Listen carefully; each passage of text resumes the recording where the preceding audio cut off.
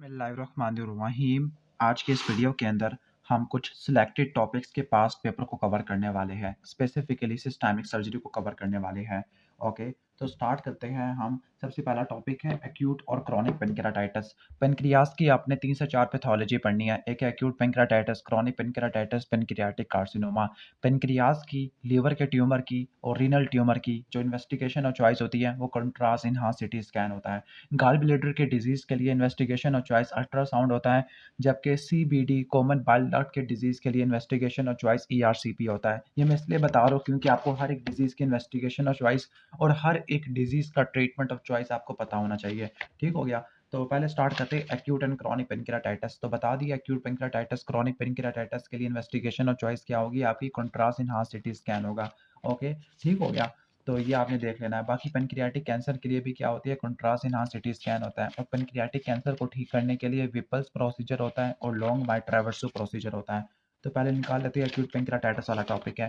तो acute pancreatitis के अंदर आपको जो 3 कार्डिनल फीचर है, 3 में से आपको 2 का होना ज़रूरी है डायग्नोस बनाने के लिए। ओके, अगर किसी बंदे को चेस्ट पेन है और वो बैक की तरफ रेडिएट कर रहा है तो वो एओर्टिक डायसेक्शन है। अगर किसी को एपिगैस्ट्रिक पेन है और वो बैक की तरफ रेडिएट कर रहा है, कमर की तरफ जा रहा है, तो उसका मतलब है एक्यूट पैनक्रियाटाइटिस वाला है। दूसरा ये है जो पेन है ये सिटिंग या बेंडिंग फॉरवर्ड से ठीक हो जाता है। अगर किसी का एपिगैस्ट्रिक पेन सिटिंग या बेंडिंग फॉरवर्ड से ठीक हो जाता है तो एक्यूट पैनक्रियाटाइटिस है। अगर किसी का चेस्ट पेन सिटिंग फॉरवर्ड से ठीक होता है दैट मीन्स कि उसको एक्यूट पेरिकार्डाइटिस है। इसलिए बता रहा हूँ ताकि आपको याद रहे। एक्यूट पैनक्रियाटाइटिस के अंदर आपको जो होते हैं लाइक पैनक्रियाटिक एंजाइम आपको ज़्यादा देखने को मिलते हैं, अमाइलेज और लाइपेज। अमाइलेज पहले आएगा लेकिन लाइपेज ज़्यादा अच्छा होगा क्योंकि अमाइलेज आपको पैरोटाइटिस के अंदर सलाइवरी ग्लैंड की इन्फ्लेमेशन में भी देखने को मिलता होता है। अमाइलेज पहले आता है लेकिन लाइपेज सेंसिटिव होता है जो कि बाद में आपको देखने को मिलता है। रेडियोलॉजिकल इन्वेस्टिगेशन कौन-सी होती है? आपकी कंट्रास्ट इन्हांस्ड सीटी स्कैन होती है। बाकी इसमें नोज़िया, वॉमिटिंग आपको देखने को मिलती है। टैक्यूपनिया, टैकीकार्डिया, हाइपोटेंशन ये क्यों होती है? सेप्सिस, सेप्टिक शॉक की वजह से, सिस्टेमिक इन्फ्लेमेटरी रिस अ, रि रिस्पॉन्स सिंड्रोम की वजह से होती है। रीबाउंड टेंडरनेस और गार्डिंग आपको मेनली पेरिटोनियम की इरिटेशन की वजह से होती है और जो एक्यूट पैनक्रियाटाइटिस होता है ये मेनली अल्कोहल सॉरी ये गॉलस्टोन की वजह से होता है, क्रॉनिक वाला अल्कोहल की वजह से होता है। ओके, तो यहाँ पे कुछ एमसीक्यूज़ पॉइंट लिखे हुए हैं। Most common congenital anomaly of pancreas वो पैनक्रियाटिक डिवीज़न होता है। इसके अलावा बाकी डुओडेनल एट्रेज़ी, एनुलर पैनक्रियास है। ओके, अच्छा एनुलर पैनक्रियास के लिए जो ट्रीटमेंट होता है वो डुओडेनोस्टोमी होती है।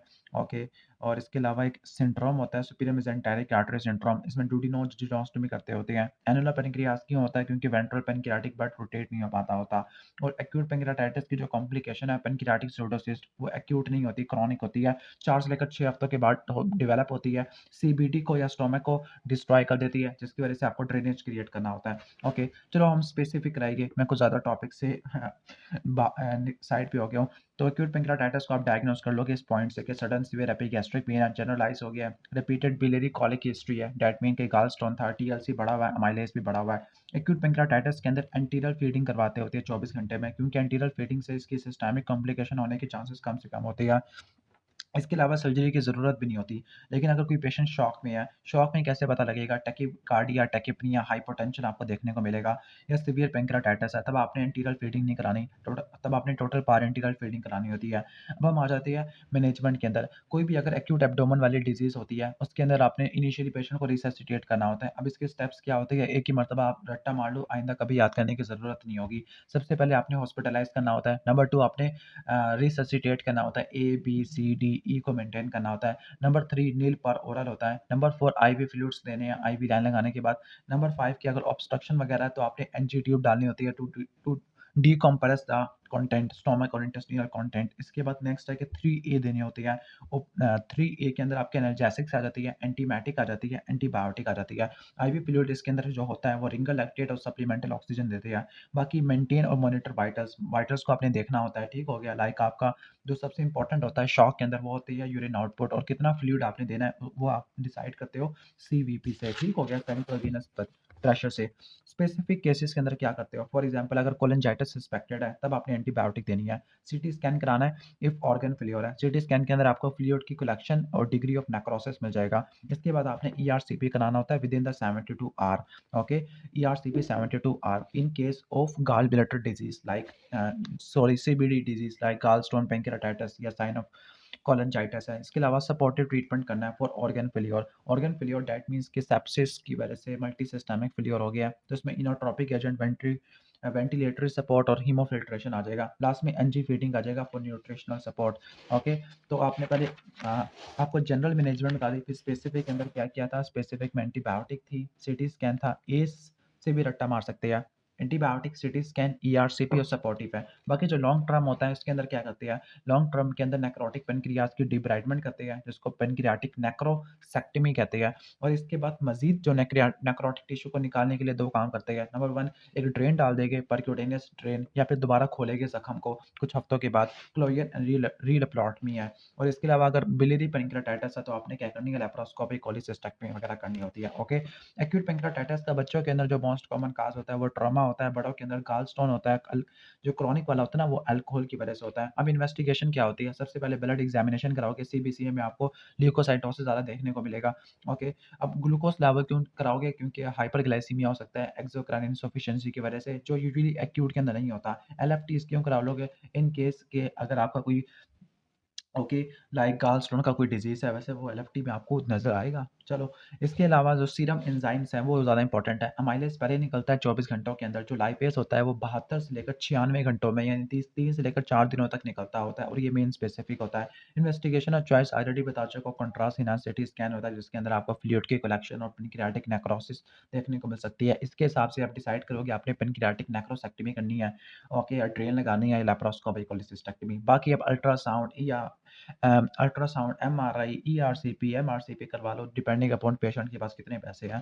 पेनक्रियाटिक फंक्शन टेस्ट भी आ जाएगा। ओके, ये तो दूसरी चीज़ हमने पढ़ ली एक्यूट पेनक्रियाटाइटिस की। अब एक्यूट पेनक्रियाटाइटिस की सीवियरिटी को चेक करने के लिए कुछ स्कोर होते हैं। एक होता है स्कोर, हमारा कौन सा स्कोर है, रैनसन स्कोर होता है। रैनसन स्कोर में टोटल 6 चीज़ें, 6 नहीं बल्कि 11 चीज़ें होती है। 5 चीज़ें होती है at the time of admission, और बाकी 6 चीज़ें होती है विद इन द 48 आवर्स। अब इसका मिमोनिक होता है, इसका मिमोनिक बड़ा फजूल सा मिमोनिक होता है। एक सवाब भी लिखा हुआ है, लीगल भी लिखा हुआ है, पता नहीं क्या है।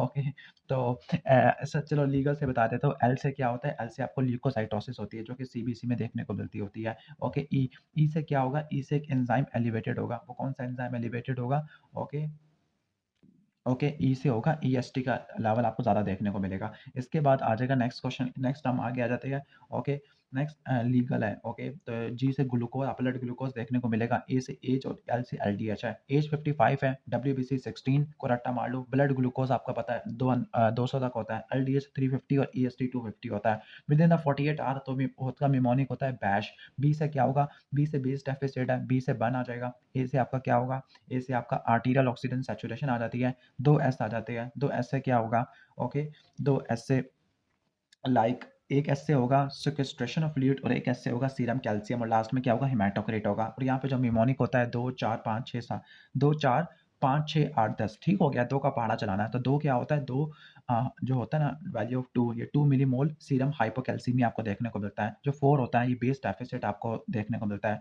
ओके, जो नंबर 5 होता है, नंबर 5 8, यहाँ पर नंबर 5 ऐसे लिखा है यहाँ पर, अच्छा, नंबर 5 क्या होता है, बर्न होता है। ओके, जो नंबर 6 होता है वो फ्लूइड सेक्वेस्ट्रेशन होती है। नंबर 8 जो होता है वो 8 किलो पास्कल की ऑक्सीजन सैचुरेशन कम होती है, और लास्ट में जो 10 होता है वो हेमाटोक्रिट होता है। उम्मीद है कि आपको समझ आ गया होगा। एक और स्कोर होता है मॉडिफाइड ग्लासगो स्कोर, उसके अंदर भी आपको 3 या 3 से ज़्यादा फैक्टर चाहिए। उसके अंदर आपने एक चीज़ ऐड कर लेनी है, वो है सीरम एल्ब्यूमिन। इसके बाद नेक्स्ट हम कॉम्प्लिकेशन के अंदर आ जाते हैं, जो उसकी कॉम्प्लिकेशन होती है एक्यूट पेनक्रेटाइटिस की। अच्छा, इसमें जो most common cause of death होती है वो मल्टी ऑर्गन डिसफंक्शन सिंड्रोम की वजह से होती है। अब इसकी जो कॉम्प्लिकेशन को 2 में डिवाइड करते हैं, लोकल और सिस्टेमिक होती है। सिस्टेमिक के सवाल एग्जाम में नहीं आते, लेकिन लोकल के आते होते हैं। लोकल में जो मोस्ट कॉमन आपको पता है कि जो क्या होती है, जो हाईलाइट की हुई है, वैसे पेनक्रियाटिक सूडोसिस्ट होती है। सबसे पहले रट्टा मार लो कि पेनक्रियाटिक टिश्यू का नेक्रोसिस होगा। ओके, ठीक हो गया, पेनक्रियाटिक टिश्यू का पहले और इजी कर देता हूँ। पहले इन्फ्लेमेशन होगी, इन्फ्लेमेशन में पानी जमा हो जाता है तो साइटीज होगा। फिर नेक्रोसिस होती है, इन्फ्लेमेशन की वजह से स्टीराल या इन्फेक्टेड हो सकती है। नेक्रोसिस के बाद पस बनेगी तो पेनक्रियाटिक एब्सेस है। फिर वो पस ग्रेनुलेशन टिश्यू से लाइन हो जाएगी तो सूडोसिस्ट बन जाएगी। ओके, और फिर आगे वो कंप्रेस वगैरह करेगी, प्लूरल एफियन है, स्प्लीनिक वेन थ्रोम्बोसिस करवा देगी, स्प्लीनिक आर्टरी एनेउरिज्म वगैरह करवा देती है, और पेनक्रियाटिको प्लूरल या पेनक्रियाटिको क्यूटेनियस फिस्टुला करवा देती होती है। अच्छा, most common cause of death in acute pancreatitis क्या होता है, मल्टी ऑर्गन डिसफंक्शन सिंड्रोम होता है within the 2 weeks. After 2 weeks जो मोस्ट कॉमन काज़ ऑफ डेथ है वो सेप्सिस होता है। ओके, अच्छा यहाँ सीवियर इन्फ्लेमेटरी रिस्पॉन्स सिंड्रोम ये कब होगा? जब हार्ट रेट क्या होता है 90 बीट्स पर मिनट से ज़्यादा होता है और क्यू सोफा के अंदर जो रिस्पिरेटरी रेट होता है वो 22 ब्रेथ पर मिनट होता है। ओके, अच्छा इसके अंदर 2 साइन आपको देखने को मिलती है एक्यूट पैंक्रियाटाइटिस के अंदर, वो होते हैं आपके सेंटिनल लूप साइन और कोलोन कट ऑफ साइन होता है। कोलोन कट ऑफ साइन क्या होता है कि एक्यूट पैंक्रियाटाइटिस की वजह से जो इन्फ्लेमेटरी एक्सुडेट होती है वो फ्रेनिकोकोलिक लिगामेंट को इन्फिल्ट्रेट कर देते हैं, उसका स्पाज़म होता है और उसकी स्पाज़म की वजह से आपको गैसियस डिस्टेंशन देखने को मिलती है प्रॉक्सिमल कोलोन में with abrupt transmission, okay sorry abrupt termination की गैस अचानक खत्म हो गई है, okay at the level of splenic flexure with decompression of distal colon के जो प्रॉक्सिमल पार्ट था वो डायलेटेड था, डिस्टल पार्ट आगे कंप्रेस हुआ पड़ा है, ओके कोलैप्स हुआ पड़ा है। अब ये जो भी रिट्रोपेरिटोनियल ऑर्गन्स होते हैं उनकी जो हैमरेज होता है, उनकी हैमरेज की वजह से आपको ब्रूजेस देखने को मिलती है, काइमों से 3 जगह पे देखने को मिलता है। अगर फ्लैंक पे है तो गेरी टर्नर आ जाएगा, पेरिम्बलाइकल है तो क्यूडेंस साइन आ जाएगा, अगर इंग्वाइनल है तो फॉक्स साइन आ जाएगा। बाकी क्रोनिक पैंक्रियाटाइटिस वाला है, इसका जो मोस्ट कॉमन काज़ होता है वो अल्कोहल होता है, ओके ठीक है। बाकी इसकी जो क्लासिफिकेशन इसका काज़ वैसे अल्कोहल होता है, ओके मेन। बाकी क्लासिफिकेशन के लिए टिगारू होता है, इसमें एक्सोक्राइन इनसफिशिएंसी होती है जिसकी वजह से मैलअब्जॉर्प्शन स्टीटोरिया होता है, एंडोक्राइन इनसफिशिएंसी की वजह से डायबिटीज़ होती है। वैसे इन्वेस्टिगेशन में चॉइस एमआरसीपी लिखा हुआ है, लेकिन गोल्ड स्टैंडर्ड होती है, वैसे गोल्ड स्टैंडर्ड सही लिखा हुआ है, अच्छा गोल्ड स्टैंडर्ड ईआरसीपी लिखा हुआ है। अच्छा, पहले लिखा हुआ है एमआरसीपी परफॉर्म करनी है, एमआरसीपी में डक्ट की डायलेटेशन है, ओके। अगर डक्ट की डायलेटेशन नहीं है तब आपने कंट्रास्ट इन्हांस सीटी स्कैन में जाना है और जो गोल्ड स्टैंडर्ड है वो ईआरसीपी लिखी हुई है। हाँ, गोल्ड स्टैंडर्ड वैसे जो ठीक करने के लिए भी इस्तेमाल होती है और जब डक्ट की डायलेटेशन होती है तो चेन ऑफ ब्लैक अपीयरेंस आपको देखने को मिलती होती है, ओके ठीक है। अब इसके बाद आपने देखना है कि ओके मैनेजमेंट में अगर डक्ट का प्रॉब्लम है तो आपने ड्रेन करना है, अगर नेक्रोसिस है तो रिसेक्ट करना होता है। अब आगे ये देखना है एमपीडी, ओके ठीक हो गया, ओके। अगर आपको जो देखने को मिलता है, ओके अगर हेड की इन्वॉल्वमेंट है तो उसके लिए बैकेट ऑपरेशन करते हैं, अगर टेल है तो डिस्टल पेनक्रेटेक्टमी करते हैं। बाकी अगर एमपीडी 6 मिलीमीटर से कम है तो आपने ईआरसीपी स्फिंक्टरोटमी करनी है और 6 मिलीमीटर से ज़्यादा का है तो आपने क्या करना होता है ड्यूरल और पेस 2 प्रोसीजर है, पता नहीं मैंने क्या लिखा हुआ खुद, ओके चलो सही है। इसके बाद नेक्स्ट हमारा टॉपिक है पेनक्रियाटिक सूडोसिस्ट वाला टॉपिक है। पेनक्रियाटिक सूडोसिस्ट वाला आपको बताया था कि पेनक्रियाटिक सूडोसिस्ट ये एक्यूट पेनक्रियाटाइटिस की बात बनती है लेकिन कुछ हफ्तों की बात बनती है। तो ये स्मूथ नॉन मोबाइल मैस होता है एपिगैस्ट्रियम में और एपिगैस्ट्रियम में तो स्टमक में होता है तो उसको कंप्रेस करेगी, एपिगैस्ट्रिक पेन, नोजिया, वॉमिटिंग करवा देगी, एटलीस्ट टाइटी करवा देगी। सीबीडी को कंप्रेस करेगी तो ऑब्स्ट्रक्टिव जॉन्डिस है, गैस्ट्रिक आउटलेट को ऑब्स्ट्रक्ट करेगी तो वेट लॉस आपको देखने को मिलता है। तो इसमें एक्यूट पेंक्रियाटाइटिस की हिस्ट्री आपको देखने को मिलती है, एपिगैस्ट्रिक मैस देखने को मिलता होता है, ठीक है। सैक कंटेनिंग फ्लूइड होता है, ठीक हो गया, ओके। तो इन्वेस्टिगेशन में आ जाते हैं, one second contrast enhance CT scan होगा, इसके अलावा अल्ट्रासोनोग्राफी है और एंडोस्कोपिक अल्ट्रासाउंड गाइडेड एस्पायरेशन करेंगे सिस्ट का। उसके अंदर आपने 3 चीज़ें देखनी है, नंबर 1 कार्सिनो एम्ब्रियोनिक एंटीजन CA19, ये दोनों चीज़ें मिलती है आपको पेनक्रियाटिक कैंसर के अंदर। नंबर 2 अमाइलेज का लेवल, ये आपको वैसे एक्यूट या क्रॉनिक में भी मिल सकता है, साइटोलॉजी, एफएनएसी, एमआरसीपी, ईआरसीपी होता है। अगर इन्फेक्शन सस्पेक्टेड है तो सूडोसिस्ट को आपने ड्रेन कभी भी नहीं करना, ओके, बल्कि आपने एस्पायर करना है। एस्पायर करने के लिए आप सीटी अल्ट्रासाउंड गाइडेड एफएनए लोगे, ठीक हो गया। और फिर जो आपको कल्चर मिलेगा आपने इसकी ग्राम स्टेनिंग या कल्चर करना है। अगर इन्फेक्शन प्रेजेंट है और कंटेंट रिजेंबल कर रहे हैं पस को तो एक्सटर्नल ड्रेनेज आपने करनी है, सर्जिकल से या परक्यूटेनियस, ओके टेक्निक से। अगर सस्पेक्टेड है तो आपने एस्पायर करना है, अगर इन्फेक्शन है तो एक्सटर्नल ड्रेन करना है। मैनेजमेंट में है कि अगर ये 5 सेंटीमीटर से कम के साइज़ है तो आपने स्पॉन्टेनियसली वेट करना होता है। अगर 5 सेंटीमीटर से ज़्यादा का है, क्रॉनिक है तो आपने इंटरनल ड्रेनेज करना है। एक्सटर्नल ड्रेनेज वन सेकंड बता दूँ जब उस वक़्त करोगे जब इन्फेक्शन होगा, अदरवाइज़ इंटरनल होगी। इंटरनल ड्रेनेज के अंदर परक्यूटेनियस है जिसके अंदर परक्यूटेनियस ट्रांसगैस्ट्रिक सिस्ट गैस्ट्रोस्टमी होता है। एंडोस्कोपिक होती है जिसमें सिस्टोगैस्ट्रोस्टमी या सिस्टोडुओडेनोस्टमी के सिस्ट को स्टोमक से या डुओडेनम में जोड़ दिया। और सर्जरी में क्या होता है, सर्जरी में ओपन सर्जिकल ड्रेन क्रिएट कर देगा, सिस्टोगैस्ट्रोस्टमी और सिस्टोडुओडेनोस्टमी या रो एक्स एंड वाई सिस्टोडुओडेनोस्टमी क्रिएट कर सकते होते हैं, ओके। एक्सटर्नल ड्रेनेज के लिए पिग टेल कैथीटर होता है। इसके बाद पेनक्रियाटिक कैंसर है। पेनक्रियाटिक कैंसर जो हेड ऑफ कैंसर का ज़्यादा कॉमन होता है, ऑब्स्ट्रक्टिव जॉन्डिस करवा देगा। ऑब्स्ट्रक्टिव जॉन्डिस में प्लूराइटिस होता है, डार्क यूरिन, पेल स्टूल, स्टीटोरिया, वेट लॉस देखने को मिलेगा। पाल्पेबल गॉल ब्लैडर होगा, लीवर का साइज भी पाल्पेबल होगा, कैशेक्सिया देखने को मिलता होता है।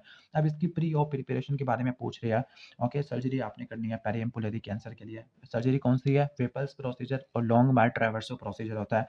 अब प्री ऑप प्रिपरेशन में हम आईवी फ्लूइड्स देते हैं to maintain the renal perfusion, okay. Vitamin K injection देते हैं in case of bleeding problem या मैलअब्सॉर्प्शन की वजह से विटामिन के नहीं है। प्रोफाइलैक्टिक एंटीबायोटिक देंगे to avoid the risk of cholangitis. Pre और बिलियरी ड्रेनेज करेगा अगर बिलिरुबिन का लेवल ज़्यादा है, कोआगुलेशन की स्क्रीनिंग करेगा और इन्फॉर्म कंसेंट वगैरह लेंगे। अब मिनिमली इन्वेसिव पैलिएटिव प्रोसीजर, अब ऐसा होता है कि जो अगर एडवांस कैंसर है उसके लिए आपने पैलिएटिव प्रोसीजर आपने करवानी होती है। पैलिएटिव का मतलब होता है सिम्प्टोमेटिक होता है, ये आप एडवांस मेटास्टेसिस के अंदर करते होते हैं जिसमें सर्जरी का बिल्कुल कोई फ़ायदा नहीं होता।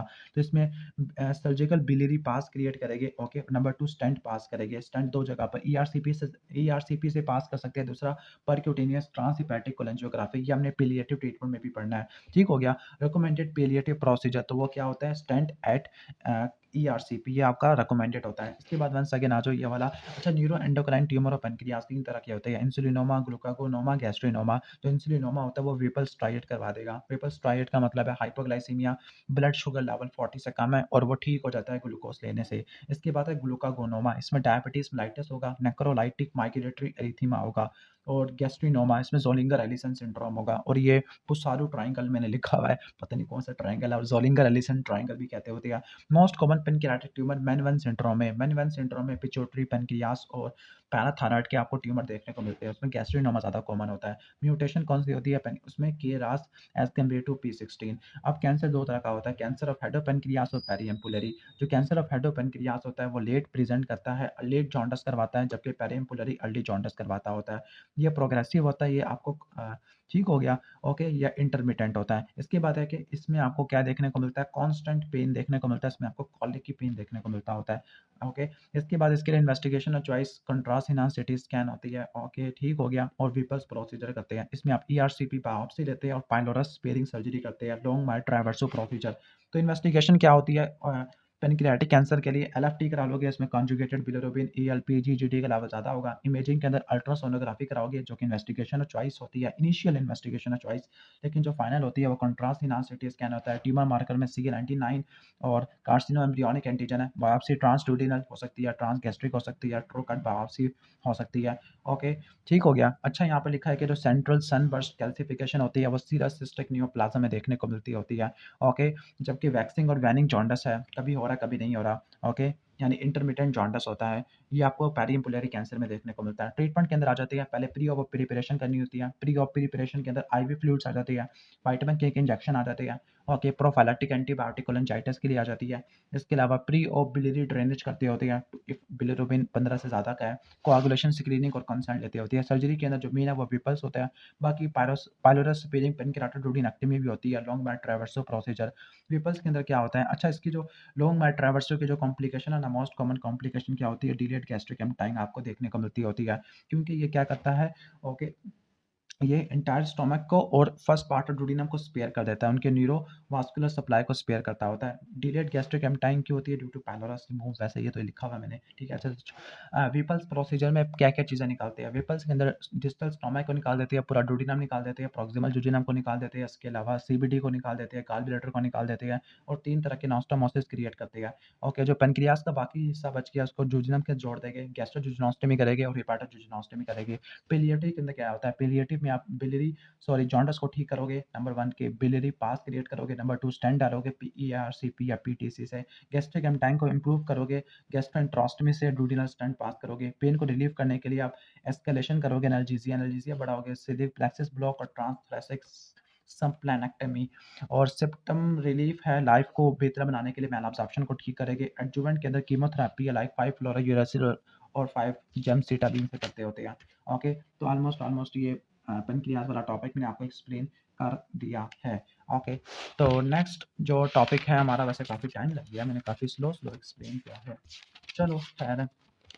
ओके, तो इसोफेगस के अंदर इसोफेगल परफोरेशन है, जो कि असेसमेंट के अंदर दिया हुआ है। इसोफेगल परफोरेशन के अंदर क्या होता है, मोस्ट कॉमन काज होता है इसोफेगल परफोरेशन का, वो होता है आर्ट्रोजेनिक होता है, ओके। अगर इसोफेगस की परफोरेशन होगी है तो एक सिंड्रोम होता है जिसको बोलते हैं बोर हाफ सिंड्रोम। पहले हम एक्सप्लेन कर देता हूँ इसोफेगल परफोरेशन होती क्यों है। तो ये मोस्ट कॉमन आर्ट्रोजेनिक होती है। फॉर एग्जांपल किसी को फॉरेन बॉडी फंस गया इसोफेगस के अंदर, तो आपने क्या करानी होती है, इसोफेगोस्कोपी करानी होती है। तो उसमें क्या होता है, आपने इसोफेगस को रप्चर कर दिया, ओके। जब इसोफेगस रप्चर होगा तो बंदे के अंदर वॉमिटिंग होगी, हेमाटोमेसिस आपको देखने को मिल सकती होती है, रैचिंग भी हो सकती है। रैचिंग में क्या होता है कि पेशेंट वॉमिट करने की कोशिश कर रहा है लेकिन कुछ वॉमिट नहीं कर रहा। इसोफेजियल परफोरेशन अगर सर्वाइकल पार्ट की होती है तो आपने कंजर्वेटिव मैनेजमेंट करनी है। एब्डोमिनल पार्ट की है तो आपने सर्जरी करनी है। सर्जरी कब करनी है, जब सेप्टिक शॉक हो, बोर हाफ सिंड्रोम हो या प्लूरा ब्रीच हो चुका है। इसके अलावा हीमोडायनामिक इंस्टेबिलिटी होती है, लाइक हाइपरटेंशन, टैकीकार्डिया आपको देखने को मिलता है। मैं ये एक्सप्लेन कर रहा था कि अगर जब भी होती है ना इसोफेगस की परफोरेशन होती है, यानी ट्रांसम्यूरल आपको परफोरेशन देखने को मिलती है, यानी तमाम लेयर्स को इन्वॉल्व करती है, तो उसको बोलती है बोर हाफ सिंड्रोम, जिसमें मैकुलर स्ट्राइएड होता है। ओके।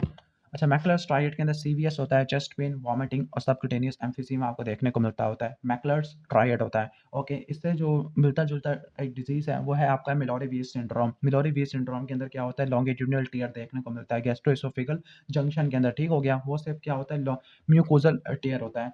दैट इज़ वाई उसमें सिर्फ़ हेमाटोमेसिस होगा, लेकिन इसमें chest pain, vomiting, subcutaneous emphysema होगा। ओके, ऑलमोस्ट ये हो जाएगा। दोनों बिंज अल्कोहल ड्रिंकिंग की वजह से आपको देखने को मिलते होते हैं। और यहाँ पर एक और चीज़ भी आती है बोर हाफ सिंड्रोम में, वो होती है हैमन क्रच। मैंने शायद यहाँ पे लिखा होगा हैमन साइन, सॉरी हैमन साइन, जो हैमन अच्छा ये हैमन साइन है, और दूसरा मीडियस्टिनल क्रंच होती है। ओके। ओके, हाँ, मैं थोड़ा कन्फ्यूज़ हो गया था। जो होमन साइन होता है, उसमें काफ का पेन होता है on forceful dorsiflexion of foot, तो ये डीवीटी में होता है। जबकि हैमन और क्रंच साइन होता है, मीडियस्टिनल क्रंच साउंड होती है ऑन ऑस्कल्टेशन फ्रॉम एम्फिसेमेटस मीडियस्टिनम, तो ये बोर हाफ सिंड्रोम में होती है। तो अगर क्रंचिंग साउंड आ जाए, हैमन क्रंच साइन होगा, और अगर काफ पेन हो जाए due to dorsiflexion of foot, तो वो होमन साइन आ जाएगा। ठीक हो गया? ओके। इसके अलावा हम आगे चलते होते हैं, चलो ठीक है। ओके, तो मोस्ट कॉमन काज क्या होता है, इंस्ट्रूमेंटल परफोरेशन आपको देखने को मिलती होती है। ओके, तो diagnosis oesophageal perforation of foreign body को रिमूव करने के लिए है। ओके, ठीक है।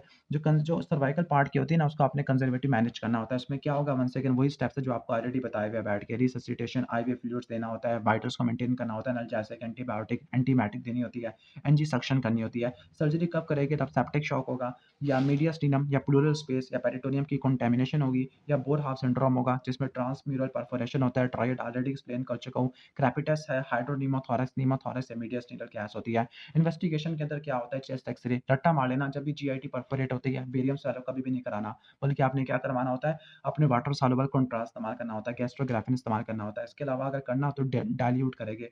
बाकी जो गोल्ड स्टैंडर्ड है, वो ओरल कंट्रास्ट सीटी स्कैन होता है, और लास्ट में अपर जीआई एंडोस्कोपी आ जाएगा। तो ये हो जाएगा इसोफेजियल परफोरेशन वाला टॉपिक हो जाएगा। ओके। इसके बाद जो नेक्स्ट टॉपिक है हमारा, जो कि सिलेबस में भी इंक्लूडेड है, आई थिंक। ओके। बिनाइन गट की ट्यूमर इस सिलेबस में इंक्लूडेड है, लेकिन यहाँ पर एक्सप्लेन नहीं किया हुआ। ओके, बाकी हम चलते हैं उसके अंदर लोअर जीआईटी के अंदर। ओके, लोअर जीआईटी के अंदर, तो लोअर जीआईटी के अंदर पहला है ट्यूबरक्लोसिस। ट्यूबरक्लोसिस एक दो टाइप का होता है, हाइपरप्लास्टिक और अल्सरेटिव वाला। स्पेसिफिकली हम इंटेस्टाइनल ट्यूबरक्लोसिस पढ़ने वाले हैं। अब मैं कोशिश करूंगा अपने टॉपिक से ना भटकूं, अदरवाइज मैं आपको पूरी सर्जरी बता दूंगा। अच्छा, वैसे एक पॉइंट लिखा हुआ, बस ये बताना दो मुझे। जो अपर जीआई ब्लीड होता है, अपर जीआई ब्लीड का मोस्ट कॉमन काज क्या होता है, पेप्टिक अल्सर डिजीज, या अपर जीआई ब्लीड का काज, मोस्ट कॉमन काज इन स्प्लीनोमेगाली पेशेंट, तो वो क्या होगा, वो होगा इसोफेजियल वायरसेस होगा। जबकि लोअर जीआई ब्लीड का जो काज होता है, अडल्ट के अंदर हेमोरॉइड्स होते हैं, चाइल्ड के अंदर आपको रेक्टल पॉलिप्स देखने को मिलता है, एल्डरली पेशेंट के अंदर डायवर्टिकुलोसिस होता है। डायवर्टिकुलोसिस के अंदर क्या होता है, फ्रेश रेक्टल ब्लीडिंग देखने को मिलती है, और बोवल हैबिट्स की अल्टरेशन देखने को मिलती होती है। हेमोरॉइड्स में क्या होता है, पेनलेस ब्लीडिंग होती है। और रेक्टल पॉलिप्स में क्या पेनलेस होती है, पेनफुल होती है? इसका जवाब अपने कमेंट सेक्शन में देना है। वैसे पेनलेस होती है। अच्छा, इलियोसिकल या इंटेस्टाइनल ट्यूबरक्लोसिस में पल्मोनरी ट्यूबरक्लोसिस की हिस्ट्री मिलेगी। पल्मोनरी ट्यूबरक्लोसिस में क्या होगा, क्रॉनिक कफ होगा, वेट लॉस होगा, कैशेक्सिया देखने को मिलेगा, एनोरेक्सिया देखने को मिलेगा। ओके। अब जो ट्यूबरक्लोसिस होता है इंटेस्टिनल वाला, वो अल्सरेटिव या हाइपरप्लास्टिक होता है। अल्सरेटिव के अंदर रट्टा मार लेना, अल्सरेटिव के अंदर डीप ट्रांसवर्स अल्सर होते हैं। वैसे डीप ट्रांसवर्स अल्सर तो आपको उसमें भी देखने को मिलती है, टाइफाइड में। और डायरिया और वेट लॉस होगा। जबकि जो हाइपरप्लास्टिक है, ओके, अल्सरेशन है, दैट मीन्स कि डायरिया और डीप ट्रांसवर्स अल्सर अल्सर हो गए। जबकि हाइपरप्लास्टिक के अंदर आपको मैस देखने को मिलेगा, वो मैस आगे abdominal pain, diarrhoea, anaemia, weight loss करा लेगा। मैस राइडिलिक फोसा में होगा। तीसरी टाइप होती है सक्लेरोटिक, जिसमें नैपकिन रिंग स्ट्रक्चर देखने को मिलती है। और जो लार्ज फुल स्वेलिंग स्टूल है, ओके, अगर वो आ रही है, दैट मीन्स स्मॉल बोवल का ट्यूबरक्लोसिस है। अगर स्मॉल ब्लड स्टेन स्टूल आ रही है, ओके, दैट मीन्स कि लार्ज बोवल क्या है। ठीक हो गया? तो आप इससे भी डिफरेंशिएट कर सकते होते हैं। ओके, इसके बाद हम नेक्स्ट आगे चलते हैं। इसमें स्ट्रिंग साइन ऑफ कैंटोर भी होता है, जो आपको क्रॉन्स डिजीज में भी देखने को मिलता है। वन सेकंड, एब्डोमिनल पेन है, इंटरमिटेंट डायरिया, एब्डोमिनल पेन और इंटरमिटेंट डायरिया, दैट मीन्स कि हाइपरप्लास्टिक टाइप का ट्यूबरक्लोसिस है। वेट लॉस कर लिया है, मैस भी पाल्पेबल है। ओके, ये पॉइंट मिल गया, ये पॉइंट मिल गया, ये पॉइंट मिल गया। ओके, सारे पॉइंट्स मिल गया। तो इंटेस्टाइनल ट्यूबरक्लोसिस है। जो इंटेस्टाइनल ट्यूबरक्लोसिस की मोस्ट कॉमन कॉम्प्लिकेशन होती है, वो ऑब्स्ट्रक्शन होती है। दैट मीन्स कि हाइपरप्लास्टिक वाला डोमिनेट करता होता है। और उसकी जो मोस्ट कॉमन साइट होती है, वो टर्मिनल आइलियम और इलियोसिकल जंक्शन होती है। और इसकी जो मोस्ट कॉमन टाइप है, अच्छा ठीक है, कॉम्प्लिकेशन तो ये वाली करवा रहा है, लेकिन जो मोस्ट कॉमन है वो अल्सरेटिव वाली आ जाती है। Okay, clear? इसके अलावा यहाँ पे अम्ब्रेला साइन भी होता है। अम्ब्रेला साइन का क्या मतलब है, जो इलियोसिकल वाल्व्स होते हैं ना, उनकी थिकनिंग और पैचुलस देखने को मिलेगा with narrow terminal ileum. Okay, ठीक हो गया? तो इनको बोलते हैं। अब हम आ जाते हैं इसके इन्वेस्टिगेशन के अंदर। तो इन्वेस्टिगेशन के अंदर आपने क्या-क्या पढ़ना है? नंबर 1 ब्लड एग्जामिनेशन है, सीबीसी में एनीमिया और लिम्फोसाइटोसिस मिलेगा, ईएसआर, सीआरपी बढ़ा होगा, एल्ब्यूमिन कम पड़ा होगा और अल्कलाइन फॉस्फेटेस के लेवल ज़्यादा होगा। ओके, कल्चर, पीसीआर है। इमेजिंग के अंदर आ जाते हैं। इमेजिंग के अंदर क्या होगा? इमेजिंग में चेस्ट एक्स-रे, एब्डोमिनल एक्स-रे करा लोगे। एब्डोमिनल अल्ट्रासाउंड के अंदर क्लब सैंडविच और स्लाइस ब्रेड साइन, इसको पढ़ के भूख लगना शुरू हो गई है। अच्छा, क्लब सैंडविच या स्लाइस ब्रेड साइन ये आपको देखने को मिलता है। इसका क्या मतलब है कि जो बोवेल के लूप्स हैं उनके दरमियान में फ्लूइड देखने को मिलेगा ड्यू टू एक्सुडेशन। जिस तरह सैंडविच नहीं होता, जिस तरह फ्लूइड जमा हो जाएगा बोवेल के दरमियान, इसलिए आप बेरियम एनीमा फॉलो थ्रू करा सकते होते हैं। और एंडोस्कोपी के अंदर क्या होता है? डायग्नोस्टिक लैप्रोस्कोपी होती है। ओके, ये गोल्ड स्टैंडर्ड है। डायग्नोस्टिक भी होती है, थेरापेटिक भी होती है। ओके, तो ऑलमोस्ट ये हो जाएगा। बाकी मैंटॉक्स ट्यूबरकुलोसिस स्किन टेस्ट भी कर सकते होते हैं। डीडीज के अंदर क्या होता है? डीडीज के अंदर आपने वही अपेंडिकुलर मैस वाले जो फ्लेगमोन वाले होते हैं, लाइक आपको पेंडिकुलर मैस, लिम्फोमा होगा, caecal carcinoma, Crohn's disease, actinomycosis ये आपको देखने को मिलती होती है। ओके, अगला भी हाइपरप्लास्टिक टाइप का है, अगला भी हाइपरप्लास्टिक टाइप का है। ओके, अब सर्जरी कब कराती है? इंटेस्टाइनल ट्यूबरकुलोसिस के अंदर जब क्या होगा? ओके, जब होगा ऑब्स्ट्रक्शन होगी। ऑब्स्ट्रक्शन किस में होती है? आपको हाइपरप्लास्टिक में देखने को मिलती है। मैल अब्जॉर्प्शन किस में होती है? वो भी आपको हाइपरप्लास्टिक में, परफोरेशन या जीआईटी हेमरेज तब आपने करवानी होती है। तो ऑलमोस्ट एब्डोमिनल ट्यूबरकुलोसिस वाला टॉपिक भी ऑलमोस्ट ऑलमोस्ट खत्म हो गया है। एंटीरोक्यूटेनियस फिस्टुला, इंटेस्टाइनल इस्कीमिया वाले टॉपिक है तो आते नहीं है एग्जाम में। क्रॉन्स वाला ये भी एग्जाम में नहीं आया हुआ। अच्छा, ये कोलोरेक्टल कैंसर आया हुआ है। ओके, लेकिन पहले मैं एक्सप्लेन कर देता हूँ। ओके, सिग्मॉइड वाल्वुलस वाला। ओके, अच्छा, सिग्मॉइड वाल्वुलस के अंदर क्या होता है? सिग्मॉइड वाल्वुलस एडहेशन हो गया, इंटरसेप्शन हो गया, ये सारे क्या होते हैं? इंटेस्टिनल ऑब्स्ट्रक्शन के कॉजेस होते हैं। इंटेस्टिनल ऑब्स्ट्रक्शन के अंदर 4 कार्डिनल साइन होते हैं और ये सिग्मॉइड वाल्वुलस लार्ज इंटेस्टाइन का है ना, तो इसमें 2 साइन प्रोमिनेंट होगी, 2 साइन या 2 क्लिनिकल फाइंडिंग, तो 2 सिम्पटम कहना चाहिए। 2 जो कार्डिनल फीचर हो गया प्रोमिनेंट हो गए। अच्छा, जो इंटेस्टाइनल ऑब्स्ट्रक्शन में 4 चीज़ें होती है, एब्डोमिनल पेन, वॉमिटिंग होती है, कॉन्स्टिपेशन होता है। ओके, और दूसरी तरफ क्या होता है? ओके, एब्सोल्यूट कॉन्स्टिपेशन को ऑब्स्टिपेशन कहते हैं। एब्डोमिनल डिस्टेंशन होती है, पेन, डिस्टेंशन, वॉमिटिंग और कॉन्स्टिपेशन होती है। अभी लार्ज इंटेस्टाइन क्या है? तो उसमें जो मेन होगा वो एब्डोमिनल डिस्टेंशन होगी और दूसरा आपको क्या देखने को मिलेगी? कॉन्स्टिपेशन देखने को मिलती है। वॉमिटिंग और पेन आपको रिलेटिवली लेट देखने को मिलता है। पेरोटिनाइटिस भी होगा क्योंकि सिग्माइड क्लोन की अपनी मिजेंट्री होती है। और आपको जो एब्डोमिनल रेडियोग्राफ अगर स्पेसिफिक करे तो इसमें क्या मिलेगा? एब्डोमिनल रेडियोग्राफ के अंदर आपको 2 लिम्ब्स एक दूसरे के डायगोनली क्रॉस देखने को मिलेंगे। ओके, स्पेसिफिकली एक्स-रे के अंदर कॉफी बीन या ओमेगा शेप साइन आपको देखने को मिलता होता है। ओके, 2 लिम्ब्स मूव कर रहे होते हैं। ये आपको किस में देखने को मिलता है? एब्डोमिनल एक्स-रे के अंदर देखने को मिलता है। कॉफी बीन साइन होगा, ओमेगा साइन आपको देखने को मिलता है। बाकी सारे वही इंटेस्टिनल ऑब्स्ट्रक्शन वाले फीचर है। Okay, air distended loops left iliac fossa में मोस्ट कॉमन साइड वाल्वुलस की सिग्मॉइड वाल्वुलस की होती है। सिग्मॉइड वाल्वुलस हमेशा एंटी क्लॉकवाइज होता है, सिकल वाला हमेशा हमेशा क्या होता है? क्लॉकवाइज होता है। और जो सिग्मॉइड वाल्वुलस ये लैक्सेटिव अब्यूज की वजह से होता है और इसके 2 ऑपरेशन होते हैं, पॉल मिकोलिस और हार्टमैन ऑपरेशन होते हैं। अब इसकी जो मैनेजमेंट होती है इमरजेंसी में वही सेम मैनेजमेंट है जो सॉरी फॉर इंटरप्शन। अच्छा, वही मैनेजमेंट है जो ऑलरेडी एक्सप्लेन कर चुका हूँ। सबसे पहले क्या देते हैं पेशेंट को? ओके, एडमिशन करना, रिससिटेट करना, आईवी लाइन लगाना, आईवी फ्लूइड्स देना, मेंटेन मॉनिटर वाइटल्स करना, ठीक हो गया। इसके अलावा एनाल्जेसिक, एंटीबायोटिक, एंटीबायोटिक देना और फिर ऑब्स्ट्रक्शन को रिलीव करना। ऑब्स्ट्रक्शन को रिलीव कराने के लिए फ्लेक्सिबल या रिजिड सिग्माइडोस्कोपी करते हैं और फ्लेक्स और फ्लेटस ट्यूब पास करते हैं to allow deflation of gut. Operation के अंदर क्या होता है? Sigmoid colectomy followed by colostomy करते हैं। ओके, इसके अलावा पॉल मिकोलिक्स होगा, हार्टमैन प्रोसीजर, सिग्माइडोपेक्सी भी वगैरह आ जाएगा। तो ये सिलेबस वाला पॉइंट हो गया है। बाकी इंटेस्टिनल ऑब्स्ट्रक्शन वाला टॉपिक है, फिर इसका मतलब है मुझे इंटरसेप्शन और ये एडहेशन भी एक्सप्लेन करना पड़ेगा। जो एडहेशन होता है मोस्ट कॉमनली सर्जरी की बात होता है और आजकल कौन सी सर्जरी कॉमन है? एपेंडेक्टमी ज़्यादा हो रही है। ओके, तो इस सर्जरी की बात देखने को मिलता है। वंस अगेन आपको इंटेस्टिनल ऑब्स्ट्रक्शन वाले फीचर आपको देखने को मिलते होते हैं। ओके, वैसे यहाँ पर acute intestinal obstruction due to tuberculosis लिखा हुआ है। ओके, तो जो एडहेशन होती है वैसे टीबी की हिस्ट्री की वजह से भी हो सकती है। कार्डिनल फीचर आपको देखने को मिलते होते हैं। ओके, अच्छा, यहाँ पर वेट लॉस देखो, low grade fever, weight loss, anorexia है, डिस्टेंडेड सेंट्रल बोवल लूप्स है। डिस्टेंडेड सेंट्रल बोवल लूप्स का मतलब क्या होता है? ओके, सेंटर में आपकी स्मॉल इंटेस्टाइन पड़ी है ना, तो स्मॉल इंटेस्टाइन की इन्वॉल्वमेंट आपको देखने को मिल रही है। एडहेशन मेनली स्मॉल इंटेस्टाइन की ऑब्स्ट्रक्शन करवाती होती है। ओके, तो इसकी इन्वेस्टिगेशन क्या होती है? कुछ तो टीबी वाली इन्वेस्टिगेशन है। आई डोंट थिंक सो कि टीबी वाली लिखने बैठोगे आप, मेन इन्वेस्टिगेशन लिखना ना। ऑब्स्ट्रक्शन के अंदर जब भी आप एब्डोमिनल एक्सरे कराते हैं हमेशा सुपाइन व्यू में कराते हैं, वाटर सॉल्युबल कंट्रास्ट मार करते होते हैं, सुपाइन व्यू में कराते हैं। मेन यही इन्वेस्टिगेशन चॉइस है।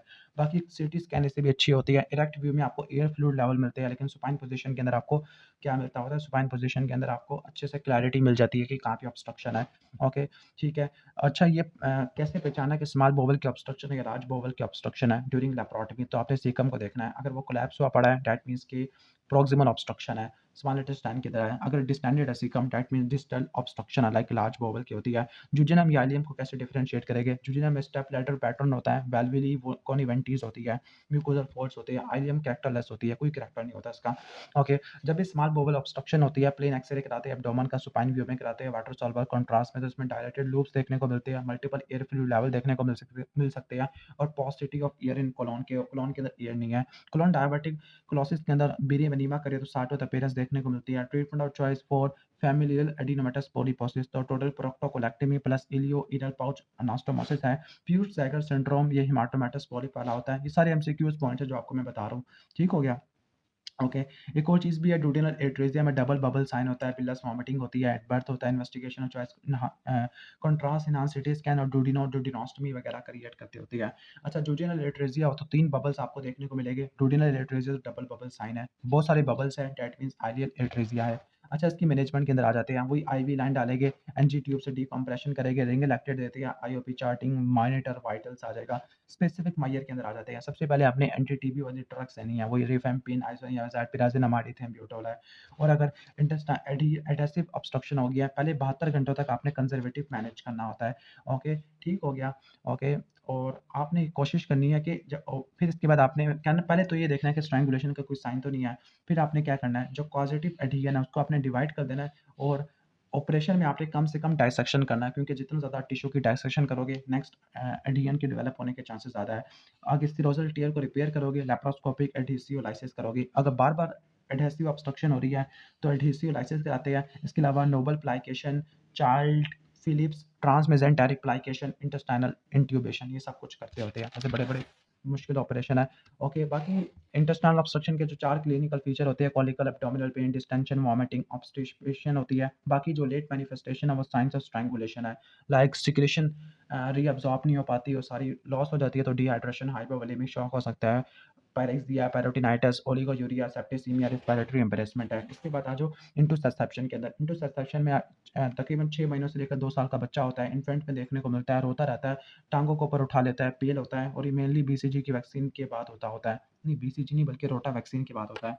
इसमें बिलस और कॉन्स्पिकुअस वॉमिटिंग होगी, रेड कुरेंट जेली स्टूल होगा। ओके, अगर रेड करंट जेली स्पूटम होता है तो वो तो क्लेप्सिला था, लेकिन ये तो रेड करंट जेली स्टूल है, तो ये म्यूकस की वजह से होता है कि बलगम आ रहा है। इसके अलावा एब्डोमिनल एग्जामिनेशन के अंदर क्या होता है, आपको अगर जो होता है ना जो राइट इलिक फोसा बिल्कुल खाली मिलेगा, जिसको बोलते हैं साइन ऑफ डांस, उस सॉसेज शेप मैस मिलेगा आपको अम्बिलिकल एरिया में। ठीक हो गया? तो इसमें प्लेन एब्डोमिनल एक्सरे कराओगे तो उसमें क्या मिलेगा, टारगेट या मेनिस्कस साइन मिलेगा। अल्ट्रासाउंड कराओगे kidney shape mass longitudinal view में, और टारगेट या बुल आई साइन या ट्रांसवर्स व्यू में होता है। बेरियम एनीमा में क्लास साइन होता है, और सीटी स्कैन के अंदर सॉसेज शेप मैस होता है। साइंस ऑफ डांस भी हो जाएगा, साइंस फीलिंग ऑफ एम्प्टीनेस होता है। बाकी एडमिशन वही है। ओके, और इसका जो ट्रीटमेंट होता है आपने क्या करना होता है, ओके, हाइड्रोस्टैटिक रिडक्शन होती है बाय कॉन्ट्रास्ट एजेंट या एयर अनीमा, या बेरियम अनीमा से भी कर सकते हैं, लेकिन कॉन्ट्रास्ट एजेंट से या एयर अनीमा से आप हाइड्रोस्टैटिक नॉन ऑपरेटिव रिडक्शन करते हैं। सर्जरी में क्या होता है, सर्जरी में इलियोकोलेक्टमी करेंगे, प्राइमरी एनास्टोमोसिस करेंगे, यानी इलियम और कोलन को निकाल देंगे, क्योंकि इसकी मोस्ट कॉमन टाइप क्या होती है, इलियोकोलिक होती है। ऑलमोस्ट टॉपिक खत्म हो गया है। बाकी जीआई ब्लीडिंग है, जिसके सवाल आई थिंक एग्जाम में नहीं आए हुए। ओके, तो अब मैं थोड़ा पीछे की तरफ आ जाता हूँ। कोलोरेक्टल कैंसर के अंदर, कोलोरेक्टल कैंसर का जो होता है, वैसे एक बात मैं बताता रहता हूँ, पैथोलॉजी के अंदर जो बताया था कि अगर 50 साल से ऊपर का है तो कैंसर काफ़ी ज़्यादा कॉमन होता है। कैंसर राइट साइड का भी हो सकता है, लेफ्ट साइड का भी हो सकता है। अब जो राइट साइड होता है ना हमारी कोलन की, सेंडी कोलन वाली, सीकम वाली, उनका डायमीटर ज़्यादा होता है, डैट मीन्स कि इसके ऑब्स्ट्रक्शन के चांसेस तो कम होंगे। जब ऑब्स्ट्रक्शन नहीं हो पाएगी तो उसकी लेट प्रेजेंटेशन होगी, जब ऑब्स्ट्रक्शन नहीं होगी सिर्फ आयरन डेफिशिएंसी एनीमिया के साथ प्रेजेंट करेगी। जबकि लेफ्ट वाले की डायमीटर कम होता है तो ऑब्स्ट्रक्शन करवाएगी, कॉन्स्टिपेशन करवा देगी, अर्ली डिटेक्ट होता है, फ्रेश डार्क ब्लड देखने को मिल सकता है। जबकि राइट वाले के अंदर क्या होता है, ब्लड स्टूल से मिक्स होता है। तो लेफ्ट वाले क्या होते हैं, अर्ली प्रेजेंटेशन होती है, चेंजेस इन बोवल हैबिट होती है, यानी जो लेफ्ट वाले होते हैं ऑब्स्ट्रक्शन करवाते हैं, रेक्टल ब्लीडिंग आपको भी देखने को मिल सकती है, फ्रेश ब्लीडिंग।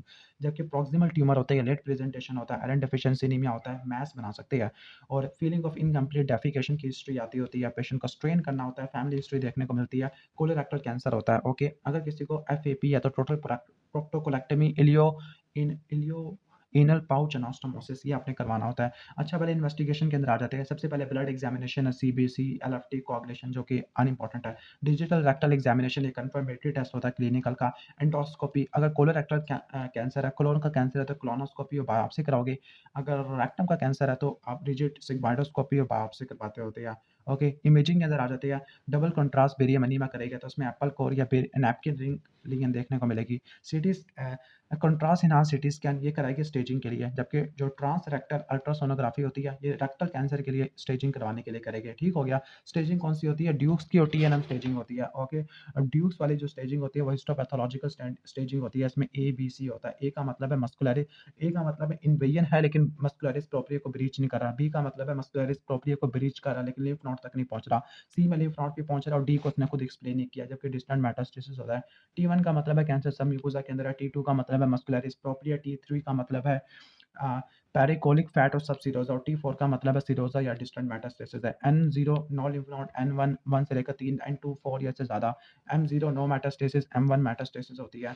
ओके, ठीक हो गया। अच्छा एक सूडो ऑब्स्ट्रक्शन भी होती है कोलोन की, जो कि होती है कहाँ पे होती है? ओगलिव सिंड्रोम में। जबकि लैप्लास रूल के मुताबिक कोलोन परफोरेट होता है सिक्कम है क्योंकि उसका रेडियस काफ़ी ज़्यादा होता है, टेंशन ज़्यादा होती है। ओके, अच्छा जो रेक्टम का कैंसर होता है ना वो एनल वर्ज का मैच देखने को मिलता है। और रेक्टम वाले के लिए क्या होती है? इन्वेस्टिगेशन ऑफ चॉइस होती है हमारी रिजिड सिग्माइडोस्कोपी और स्टेजिंग के लिए ट्रांसरेक्टल होती है, अल्ट्रासोनोग्राफी होती है। ओके, ऑलमोस्ट ये हो जाएगा। इसके बाद आ जाते हैं एडिनोकार्सिनोमा ऑफ सीकम है तो आप क्या करोगे? राइट हेमिकोलेक्टमी है। राइट हेमिकोलेक्टमी के में कौन-कौन से स्ट्रक्चर निकालोगे जो राइट साइडेड होते हैं? लाइक सीकम होगा, असेंडिंग कोलन होगा, हेपेटिक फ्रैक्चर होगा, इसके अलावा प्रोक्सिमल थर्ड और ट्रांसवर्स कोलन होता है, distal 30 centimetre of terminal ileum fat और लिम्फ नोड होते हैं। उन किन स्ट्रक्चर को आपने बचाना है? उसका निमोनिक है, डग, डोडिनम, यूरेटर और गोनेडल वेसल है। ओके, ठीक हो गया। इसके बाद हम आ जाते हैं रेक्टल कैंसर। अच्छा रेक्टल कैंसर के लिए जो सर्जरी होती है ना, ओके, ठीक है, रेक्टल कैंसर के लिए एक तो रेक्टल कैंसर के लिए एक सिंपल क्लोन की कैंसर के लिए रेक्टल कैंसर के लिए जो सर्जरी है नंबर 1, ओके, इसका निमोनिक है ला, ओके, लो एंटीरियर रिसेक्शन, एब्डोमिनो पेरिनियल रिसेक्शन और तीसरा होता है हार्ट पन ऑपरेशन, बल्कि आप ऐसे रट्टा मार लो। एब्डोमिनो पेरिनियल रिसेक्शन कब करेंगे? जब 5 सेंटीमीटर से नीचे का होगा। लो एंटीरियर रिसेक्शन कब करेंगे? 5 सेंटीमीटर से ऊपर का होगा। अर्ली या अनस्टेबल पेशेंट है तो हार्ट पन ऑपरेशन करती है। कीमोथेरेपी में 5-फ्लोरोयूरेसिल इस्तेमाल करते हैं और रेडियोथेरेपी करेंगे to prevent the risk of recurrence है। आगे प्रोग्नोसिस स्टेज पे डिपेंड करता है, ड्यूक स्टेजिंग है और यहाँ पे पहाड़ा चलेगा किसका? 30 का, 90, 60, 30 और 10 आ जाएगा। ओके, बाकी कोलोरेक्टल कैंसर आ गया। इसकी स्क्रीनिंग कैसे करेंगे? Annual faecal occult blood test, quack test करा लेंगे और हर 5 साल के बाद फ्लेक्सिबल सिग्माइडोस्कोपी वगैरह करा लेंगे और इसके बाद कोलोनोस्कोपी कर लेंगे जिसमें टेस्ट आपको पॉजिटिव मिलेगा। Treatment according to the stages. Okay, एक बात रट्टा मार लेना कि स्टेज 2, 3, 4 इसके अंदर कीमोथेरेपी और रेडियोथेरेपी है। बाकी सर्जरी तो सब में करेगी ही करेंगे। सर्जरी कौन सी होती है? राइट हेमिकोलेक्टमी, लेफ्ट हेमिकोलेक्टमी, सिग्माइड कोलेक्टमी, लो एंटीरियर रिसेक्शन है। कीमोथेरेपी में फॉलफॉक्स और कैपिऑक्स है। फॉलफॉक्स में आपका 5-फ्लोरोयूरेसिल, ओके, एल से लिकोवरिन आ जाएगा और ओ से ऑक्सैलोपेलेटिन आ जाएगा। ओके, वैसे लिकोवरिन को फोलिनिक एसिड भी कहते होते हैं। कैपिऑक्स में कैपिसेटाबिन और ऑक्सैलोपेलेटिन आ जाएगा। ओके, रेडियोथेरेपी रट्टा मारे ना सिर्फ किस में हेल्पफुल होती है? कोलोन कैंसर में लिखा हुआ है। वैसे कीमोथेरेपी एडजंक्ट के तौर पे इस्तेमाल होती है कोलोन कैंसर में और न्यू एडजुवेंट होती है रेक्टल कैंसर में, यानी पहले कीमो करोगे फिर आप सर्जरी करोगे। ओके, रेडियोथेरेपी वैसे रेक्टल कैंसर के लिए लिखा हुआ है बस। ओके, अच्छा most common type of cancer adenocarcinoma होता है, इनल किनार का स्क्वेमस और कार्सिनोमा होता है। ट्रीटमेंट और चॉइस क्या होता है? कोलोरेक्टल कैंसर का सर्जरी, जबकि इनल कैंसर में कीमो रेडिएशन करेंगे, नाइग्रू रेजिमेन इस्तेमाल करेंगे। ओके, अच्छा ये ऑलमोस्ट ये हो जाएगा। बाकी यहाँ पर कुछ जनरल चीज़ें पॉइंट्स लिखे हुए हैं वो आप देख लेना, मैं आपको एक्सप्लेन करने नहीं जा रहा अदरवाइज काम बढ़ जाएगा। अच्छा डायवर्टिकुलाइटिस में बेरियम एनीमा या कोलोनोस्कोपी कॉन्ट्राइंडिकेटेड होती है बिकॉज परफोरेशन होने के चांसेस होते हैं। डायवर्टिकुलोसिस सिग्माइड कोलन में ज़्यादा होता है, बेरियम एनीमा में 60 होता है, पेरेंट्स होता है, रिसेक्शन और एनास्टोमोसिस आप करते होते हैं। ठीक हो गया। एक शॉर्ट गट सिंड्रोम भी है, malnutrition resulting from 200 centimetre of small bowel. Okay, तो ये टॉपिक भी ऑलमोस्ट ये हो जाएगा। इसके बाद हमारा जो नेक्स्ट टॉपिक है, आई थिंक जीआईटी वाले टॉपिक तो पहले सारे फिनिश हो गए हैं। ओके, अब मुझे नेक्स्ट एक्सप्लेन करता हूँ मस्कुलोस्केलेटल वाला। ओके, अच्छा मस्कुलोस्केलेटल वाले में के अंदर आपने अपर लिम्ब के और लोअर लिम्स के फ्रैक्चर पढ़ने होते हैं। अब फ्रैक्चर के अंदर जो जनरल मैनेजमेंट होती है, इनिशियल मैनेजमेंट होती है, वो सब में सेम होती है। ओके, और जो इन्वेस्टिगेशन है वो भी सेम होती है। क्लिनिकल और रेडियोलॉजिकल असेसमेंट दो तरह के व्यूज लेते हैं एक्सरे के, एक तो एंटीरियर पोस्टीरियर, दूसरा लैटरल व्यू होता है। दो रीजन से लोगे, above and below the injury, दो लिम्स के लोगे, इंजर्ड और अनइंजर्ड लिम्स का। Okay, and 2 times before and after reduction है। अब इनिशियल मैनेजमेंट के अंदर क्या होता है? इनिशियल मैनेजमेंट के अंदर आपने क्या करना होता है? ATLS गाइडलाइंस को फॉलो करना होता है, लाइक आप रिससिटेट करते हैं, IV लाइन डालेगी, IV फ्लूइड्स देंगे, एनाल्जेसिक्स देंगे, इमोबिलाइजेशन करते हैं, एंटीबायोटिक्स देते हैं, ओके, ब्लड ट्रांसफ्यूजन देते हैं, इसके अलावा वुंड की डिब्राइटमेंट और टेटनस प्रोफाइलैक्सिस करते हैं, specific management according to Gartland classification, okay.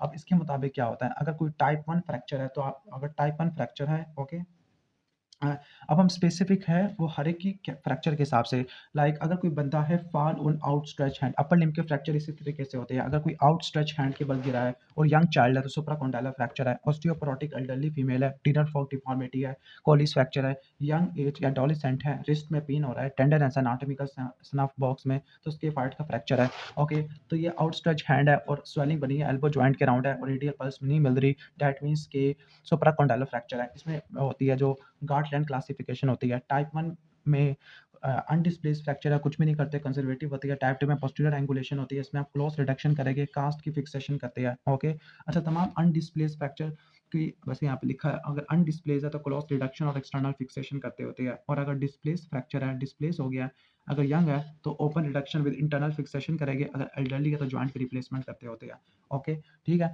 तो पोस्टीरियर एंगुलेशन में क्लोज रिडक्शन करते होती है और कास्ट की फिक्सेशन करते हैं विद एल्बो एट 90, और टाइप 3 के अंदर क्या होता है, ओवरलैपिंग होती है फ्रैक्चर सेगमेंट की, तो इसमें क्लोज रिडक्शन करेंगे अंडर एनेस्थीसिया बाय ट्रैक्शन, या ओपन रिडक्शन इंटरनल फिक्सेशन से ORF से करोगे, ठीक है। मतलब ट्रैक्शन से या ओपन रिडक्शन से या के वायर से आप इस्तेमाल करते होते हैं, ओके। इसके बाद कॉम्प्लिकेशन के अंदर आ जाते हैं, कुछ अर्ली होती है, कुछ लेट कॉम्प्लिकेशन होती है। डिलेड में रट्टा मार लेना, कोई भी अगर फ्रैक्चर होता है वो तो ठीक नहीं हो पाएगा, नॉन यूनियन है या मैल यूनियन है या डिलेड यूनियन है, जॉइंट्स की एट्रोफी है, इसके अलावा और क्या हो सकता है, ओके, मायोसाइटस ओसिफिकेन है, ये आपकी डिलेड कॉम्प्लिकेशन है। जबकि जो अर्ली होती है उसमें आपका ओस्टियोमाइलाइटिस है, क्यूबिटस वायरस या वल्गस हो सकता है। न्यूरोवास्कुलर बंडल, स्पेसिफिकली कौन से न्यूरोवास्कुलर बंडल अफेक्टेड होते हैं, ब्रेकियल आर्टरी है, नर्व आपकी रेडियल, अल्नर और मीडियन नर्व होती है, सॉफ्ट टिश्यू इंजरी है, हिमार्थ्रोसिस है, वुकमैन इस्कीमिक कॉन्ट्रैक्शन और कंपार्टमेंट सिंड्रोम, ये आपको देखने को मिलता होता है। Supracondylar fracture distal end of humerus का फ्रैक्चर होता है, और ओपन रिडक्शन कब करेंगे, जब क्लोज रिडक्शन फेल हो जाती है, लाइक क्लोज रिडक्शन हम किससे करते हैं, बाय ट्रैक्शन से करते हैं, टाइप 3 के अंदर, या टाइप 2 में भी करते होते हैं, ओके। जब फेल हो जाती है, या वास्कुलर इंजरी है, वास्कुलर इंजरी में ब्रेकियल आर्टरी आ जाती है और रेडियल पल्स नहीं मिलती होती। कोलिस फ्रैक्चर मेनली ऑस्टियोपोरोटिक एल्डरली में होता है, वाशरूम में कोई फीमेल गिर गई है, डिनर फॉक डिफॉर्मिटी होती है, अगर कोई आउटस्ट्रेच हैंड पे गिरा है, ओके, तो डॉर्सल डिस्प्लेसमेंट है तो उसको बोलते हैं कोलिस फ्रैक्चर, और अगर डॉर्सम ऑफ हैंड पर गिरा है, वेंट्रल डिस्प्लेसमेंट है तो स्मिथ फ्रैक्चर बोलते हैं, ओके। अगर फ्रैक्चर प्रोक्सिमल अल्ना का है, वैसे मैंने निमोनिक लिखा हुआ है, मर है, मर मर, जैसे कि वो कहते नहीं है मर जा। एम से मोन्टीजिया फ्रैक्चर, मोन्टीजिया कब होगा, जब एमआर है, यानी एम से मोन्टीजिया, यू से अल्ना, अल्ना टूटिया और रेडियल हेड डिस्प्लेस हो गया है, मोन्टीजिया फ्रैक्चर।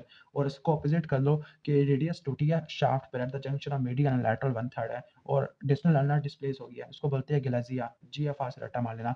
स्पेसिफिक मैनेजमेंट क्या होती है, कोलिस फ्रैक्चर की काउंसल करेंगे पेशेंट को, ओके। इसके अलावा क्लॉस रिडक्शन करेंगे, हेल्ड इन कास्ट, या फिर परक्यूटेनियस के वायर फिक्सेशन, वायरों से फिक्स कर लेंगे, एनाटॉमी के रिडक्शन और रिहैबिलिटेशन आ जाएगा, ओके। ऑलमोस्ट ये हो जाएगा। इसके बाद ये भी कोलिस फ्रैक्चर है, इन्वेस्टिगेशन सेम है। अच्छा, simple fracture of radius and ulna, तो इसमें open reduction of anatomical ligament है, सॉरी लिगामेंट नहीं अलाइनमेंट है, और रिजिड प्लेट है, ओके, ऑलमोस्ट ये हो जाएगा।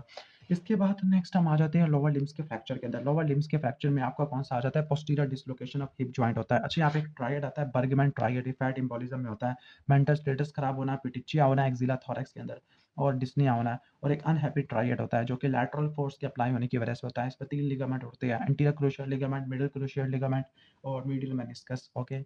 ऑलमोस्ट ये हो जाएगा। तो जो posterior dislocation of hip joint होता है, इसमें आपको एक्सीडेंट या इंजरी की हिस्ट्री देखने को मिलती होती है। मोस्ट कॉमनली जो हिप की डिसलोकेशन होती है पोस्टीरियर होती है, शोल्डर की वजह से इंटीरियर होती है, हिप की वजह से पोस्टीरियर होती है, ओके। वैसे इंटीरियर डिसलोकेशन भी हो सकती है, लेकिन अगर पोस्टीरियर डिसलोकेशन है, लिप्स जो लिम्ब की पोजीशन रट्टा मार लो कैसी होती है, फाई से रट्टा मार लो, फाई, या FADI से रट्टा मार सकते हैं। F से फ्लेक्शन है, A से एडक्टेड होती है और I से इंटरनल रोटेटेड होती है। इसको ऑपोजिट कर लो, एंटीरियर वाली आ जाती है, एक्सटेंडेड, एबडक्टेड और एक्सटर्नल, ठीक हो गया। और इसके अलावा लिम्ब होता है वो शॉर्ट हो जाता है, सीवियर पेन होता है। तो posterior dislocation of hip joint है with the fracture of neck of femur, ये भी आपको एल्डरली पेशेंट में देखने को मिलता है, फीमेल में देखने को मिलता होता है। रेडियोलॉजिकल इन्वेस्टिगेशन में एक्सरे पेल्विस कराते होती है, MRI और बोन स्कैन कराते हैं। इनिशियल मैनेजमेंट सबकी सेम होती है, स्पेसिफिक मैनेजमेंट थोड़ा डिफर करेगी। वो क्या होगी, अगर इंट्राकैप्सुलर फ्रैक्चर है, यानी 2 तरह का फ्रैक्चर होता है, इंट्राकैप्सुलर, एक्स्ट्रा कैप्सुलर। इंट्राकैप्सुलर में वास्कुलर नेक्रोसिस होने के चांसेस ज़्यादा होते हैं। इंट्राकैप्सुलर है तो internal fixation with dynamic hip screw इस्तेमाल करेंगे, DHS। अगर डिस्प्लेस फ्रैक्चर है तो हीम आर्थ्रोप्लास्टी करेगी अगर बूढ़ा पेशेंट है। अगर यंग पेशेंट है तो इसमें ओपन रिडक्शन और internal fixation with DHS screw, same ये वाली मैनेजमेंट आपको ऑलरेडी बता दी है। अगर एक्स्ट्रा कैप्सूलर है तो उसको बाहर से कर लोगे, क्लोज रिडक्शन कर लोगे और फिक्सेशन कर लोगे डीएचएस स्क्रू से और प्लेट से। अब इसकी कॉम्प्लिकेशन क्या होती है? ओके, तो इसकी कॉम्प्लिकेशन का निमोनिक होता है डैश, होता है डैश। ओके, तो एस डी से क्या होगा? डिलेड यूनियन, मैल यूनियन या नॉन यूनियन है। ए से वास्कुलर नेक्रोसिस है। एस से शियाटिक नर्व की इंजरी। एस से हिट्रोट्रॉफिक कैल्सिफिकेशन, बाकी फेमोरल नर्व और फेमोरल आर्टरी डैमेज हो सकता है। Okay, science of fracture of neck of right femur का नेक फ्रैक्चर हो गया तो पेन नी की तरफ रेडिएट करेगा, वॉट्सन रोटेशन होगी, स्वेलिंग और टेंडरनेस होगी अराउंड द हिप जॉइंट है, बंदा वेट बर्दाश्त नहीं कर पाएगा और शॉर्टनिंग होगी, एक्सटर्नल रोटेशन होगी, किसकी? अफेक्टेड लेग की। ओके, अच्छा, इसके बाद दो तरह के फ्रैक्चर होते हैं, intra capsular, extra capsular. Intra के अंदर एवास्कुलर नेक्रोसिस होती है। ओके, मैनेजमेंट ऑलमोस्ट हो जाएगा। पैथोलॉजिकल फ्रैक्चर ये होता है कि किसी भी डिजीज की वजह से बोन की स्ट्रेंथ कम हो गई है और छोटा मोटा ट्रॉमा हुआ तो बोन का फ्रैक्चर हो जाएगा, तो इसको पैथोलॉजिकल फ्रैक्चर वगैरह कहते हैं। अब ये मेलिग्नेंसी की वजह से हो सकता है, लाइक बोन का ट्यूमर, ऑस्टियोसार्कोमा हो गया, ऑस्टियोकॉन्ड्रोमा हो गया, माइलोमा, लिम्फोमा, ल्यूकीमिया की वजह से हो गया, बोन की इन्फेक्शन है या ऑस्टियोमलेशिया, बोन्स की डिजीज है, osteomalacia, osteoporosis, rickets pager disease है। फीमर का जो फ्रैक्चर होता है फीमोरल शाफ्ट का, इसमें 1.5 लीटर तक की बोतल ज़ाया हो जाती है, जबकि पेल्विक फ्रैक्चर में 3 लीटर की बोतल ज़ाया हो जाती है। स्पेसिफिक मैनेजमेंट के अंदर क्या होता है, ये इंपॉर्टेंट है। अगर इन्फेंट है तो गैलोस ट्रैक्शन करेंगे, स्मॉल चिल्ड्रन है लाइक 4 साल तक है तो आपने बैलेंस ट्रैक्शन करनी होती है। ओके, ओके, और जब 4 से लेकर 12 साल का बच्चा है तो आपने ईसिन इस्तेमाल करना है, elastic stable intramedullary nailing. Older children adult में क्या करते हैं, इंटरलॉक इंट्रामेडुलरी नेलिंग इस्तेमाल करते हैं। बाकी कुछ एक्स्ट्रा पॉइंट लिखे हुए हैं, आप देखना तो देख लो, मेरे पास टाइम नहीं है थोड़ा एक्सप्लेन करने का। अच्छा, बाकी टिबिया का जो फिबुला का फ्रैक्चर लिखा हुआ है, अच्छा वही की पॉइंट है कि अगर क्लोज फ्रैक्चर या ओपन फ्रैक्चर है, ओपन फ्रैक्चर में आप क्या करते हैं, open reduction with internal fixation करते हैं, प्लास्टिक सर्जिकल इंटरवेंशन है। अगर क्लोज फ्रैक्चर है, अनडिस्प्लेस या डिस्प्लेस है, अगर अनडिस्प्लेस पार्ट है क्लोज रिडक्शन करेंगे और कास्ट लगा देंगे, प्लास्टर लगा देंगे। अगर डिस्प्लेस है, टुकड़े टुकड़े हो गए, इंटरलॉक इंट्रामेडुलरी डीलिंग आप करते होते हैं। ओपन फ्रैक्चर क्या होता है, ऐसा फ्रैक्चर जिसमें आपको स्किन का वुंड भी देखने को मिलता है, यानी जो बोन का फ्रैक्चर होता है वो एक्सटीरियरली कम्युनिकेट कर रहा होता है, स्किन होती है ओवर द फ्रैक्चर साइड ये ब्रीच हो जाती है और इन्फेक्शन आपको देखने को मिलता है। अब ओपन फ्रैक्चर की क्या कॉम्प्लिकेशन होती है, कुछ तो मैं ऑलरेडी एक्सप्लेन कर चुका हूँ। ऑस्टियोमाइलाइटिस है, कंपार्टमेंट सिंड्रोम जो आपने पढ़ा होगा, delayed union, malunion, non union vascular injury और स्पेसिफिकली फुट ड्रॉप आ जाएगा। इसके बाद पेल्विक फ्रैक्चर है, पेल्विक फ्रैक्चर में क्या होता है, अगर प्यूबिक सिम्फिसिस की सेपरेशन है तो ओपन बुक फ्रैक्चर कहते हैं, सीवियर ब्लीडिंग होती है, 3 लीटर तक ब्लड चला जाता है, स्केल टू फ्रैक्चर नहीं होती बल्कि डिस्प्लेस होती है। अच्छा, अच्छा, जब भी पेल्विक फ्रैक्चर होता है बंदा दो तरह के शॉक में जाएगा, सीवियर पेन की वजह से न्यूरोजेनिक शॉक और ब्लड लॉस होने की वजह से हेमरेजिक या हाइपोवोलेमिक शॉक। और पेल्विस में जो भी स्ट्रक्चर होते हैं वो डैमेज हो जाएंगे, like urethral injury, urinary bladder injury, testicular injury, sciatic nerve, inner sphincter है। मैनेजमेंट सबकी सेम होती है। अगर टाइप ए का स्टेबल है तो क्लोज रिडक्शन करेगा और फिक्सेशन कर लेगी कास्ट से अट्रैक्शन से, अनस्टेबल है तो ओपन रिडक्शन और इंटरनल फिक्सेशन आप करते होते हैं। ऑलमोस्ट खत्म हो जाएगा।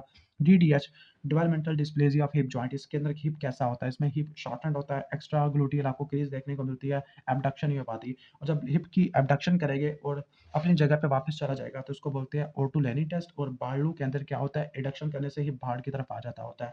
तो ओके, डीडीएच के लिए अल्ट्रासाउंड कराते हैं, मेनली क्या होता है, कंजर्वेटिव मैनेजमेंट होती है, आपकी लिम्ब जो हिप जॉइंट है उसकी फ्लेक्शन और एबडक्शन करानी होती है, ओपन रिडक्शन करेंगे अगर कंजर्वेटिव मैनेजमेंट फारिग हो जाती है। और यहाँ पे पाउलिक हार्नेस इस्तेमाल करते होती है। अच्छा, न्यू नेट है तो उसमें अनस्टेबल हिप होगा, टोटल में लिम्प होगा, डॉली स्टैंड में एक्सरसाइज इंड्यूस पेन आपको देखने को मिलता होता है। इसके बाद आ जाते हैं बोन के ट्यूमर के अंदर। ओके, तो जो बोन का ट्यूमर है वो है ऑस्टियोसार्कोमा। तो जो ऑस्टियोसार्कोमा होता है मोस्टली किसको इन्वॉल्व करता होता है, नी जॉइंट वाली एरिया को, डिस्टल फीमर प्रॉक्सिमल वाला हो गया। इसमें सनबर्स्ट अपीयरेंस होती है। 3 तरह के ट्यूमर होते हैं, रट्टा मार लो। एपिफाइसिस को इन्वॉल्व जो करने वाला होता है वो एविक सार्कोमा होता है। ओके, नहीं एपी, सॉरी मिस्टेक होगी। अच्छा, जीओआई जो जी से जॉइंट सेल ट्यूमर होता है जो कि एपिफाइसिस को इन्वॉल्व करता है। ओ से ऑस्टियोसार्कोमा जो कि आपको इन्वॉल्व करता है मेटाफाइसिस को। और ई से एविंग सार्कोमा जो कि डायफिसिस को इन्वॉल्व करता है। ऑस्टियोसार्को वाला जी से जॉइंट सेल ट्यूमर है तो इसमें क्या होगा, जॉइंट सेल के अंदर आपको सो बबल अपीयरेंस होती है। ऑस्टियोसार्कोमा में सनबर्स्ट अपीयरेंस होती है। एविंग सार्कोमा में ओनियन स्किन या ओनियन पील अपीयरेंस होती है। और मेल्स के अंदर कार्सिनोमा प्रोस्टेट और फीमेल के अंदर ब्रेस्ट का ट्यूमर पहुंचता होता है कहाँ पर, लंबर वर्टिब्रा में।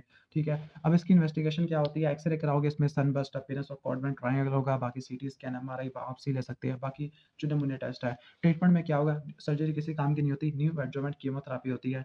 या इसके अलावा हम क्या कर सकते हैं, लिम्ब की एम्पुटेशन या वेनस रोटेशनोप्लास्टी कर सकते हैं या एक्ससीएन कर सकते हैं with replacement of graft tissue. इसके बाद आ जाते हैं क्रोनिक ऑस्टियोमाइलाइटिस वाला। इसमें आपको फ्रैक्चर की हिस्ट्री होती है और नॉन हीलिंग आपको वुंड देखने को मिलता है, साथ डिस्चार्ज भी देखने को मिलती होती है। ओके, तो मोस्ट कॉमन ऑर्गेनिज्म होता है स्टेफ ऑरियस, बाकी इकोलाई, सूडोमोनास और एनारोबी बैक्टीरिया होते हैं। बायोमार्कर इन्फ्लेमेशन के सीबीसी, ईएसआर और सीआरपी और कल्चर कराते हैं। एंटीबायोटिक में लाइक स्टेफ ऑरियस के लिए फ्लूक्लोक्सासिन, क्लिंडामाइसिन, वैनकोमाइसिन, एम्पिसिलिन है। पेन को ठीक करने के लिए नल्जासिक देते हैं। इमोबिलाइजेशन, स्प्लिंटेज करते हैं। सर्जरी में क्या करेंगे, एब्सेस बनी खड़ी है तो ड्रेनेज करेंगे, एब्सेस की डिब्राइडमेंट करते हैं और रिकंस्ट्रक्शन करते होते हैं। सेप्टिक आर्थराइटिस में नी जॉइंट इन्वॉल्व होता है। अपर रेस्पिरेटरी ट्रैक इन्फेक्शन के बाद देखने को मिलता होता है। लेग की मूवमेंट कम हो जाती है, पेनफुल लेग होती है।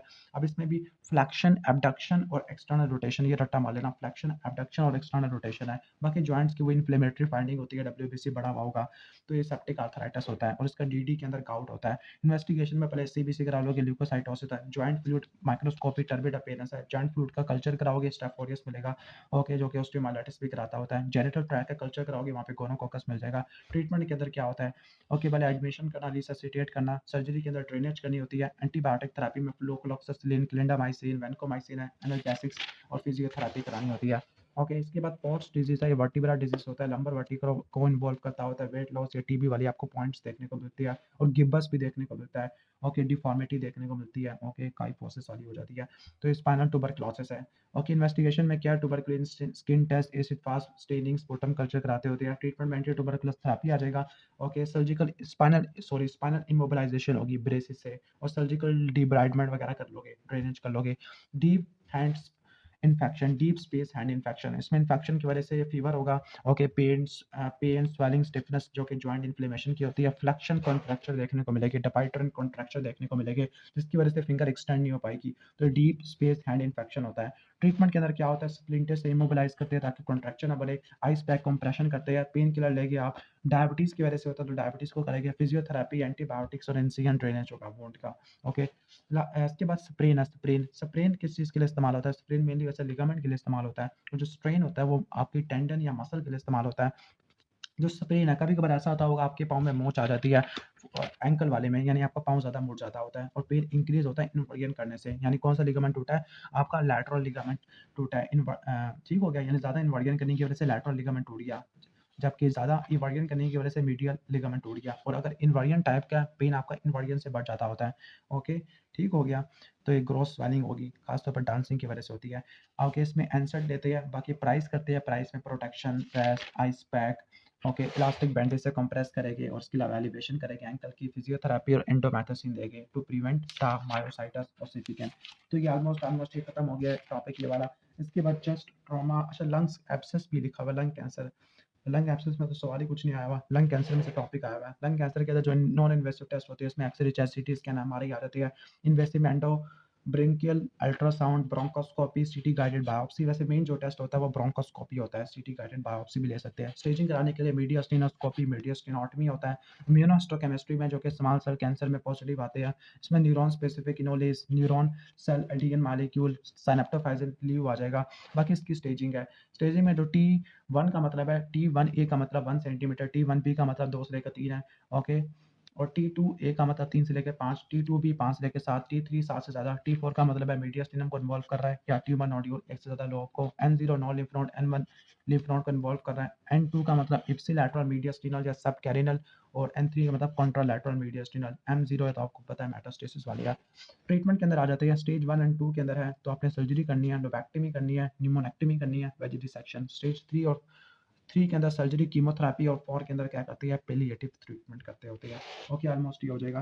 बाकी चेस्ट ट्रॉमा वाला टॉपिक है, इस टॉपिक को मैं जल्दी जल्दी फिनिश कर देता हूँ। ओके, तो ऑलमोस्ट याद आते हैं चेस्ट ट्रॉमा। तो चेस्ट ट्रॉमा में डेडली डजन होते हैं, डेडली डजन में कुछ लाइफ थ्रेटनिंग कंडीशन होती है, कुछ पोटेंशियली डेंजरिंग होती है। ओके, अब पाकिस्तानी को मैंने इसका रट्टा मारा होता है पता नहीं किस चीज़ से, पाकिस्तानी को मोटी होती है, फैट कॉम है, फैट कॉम। एफ से फ्लेल चेस्ट है। ओके, ए से क्या होगा, एयरवे ऑब्स्ट्रक्शन है। टी से टेंशन न्यूमोथोरैक्स है। सी से आपका कार्डिक टेम्पोनेट होता है। ओ से ओपन न्यूमोथोरैक्स होता है। एम से मैसिव न्यूमोथोरैक्स है। ओके, इसके अलावा और क्या होता है, इसका मेमोरिक था पीरिएटियम है। ओके, पी से क्या है, पल्मोनरी कंटूजन है। ओके, आर से क्या होता है, ओके, आर से रप्चर होता है डायाफ्राम का, ई से क्या होता है इसोफेजियल इंजरी आपको देखने को मिलती है, ए से यार्टिक इंजरी है, इसके अलावा टी से ट्रैकियोब्रोंकियल इंजरी, एम से क्या होता है मायोकार्डियल कॉन्टिजन होती है।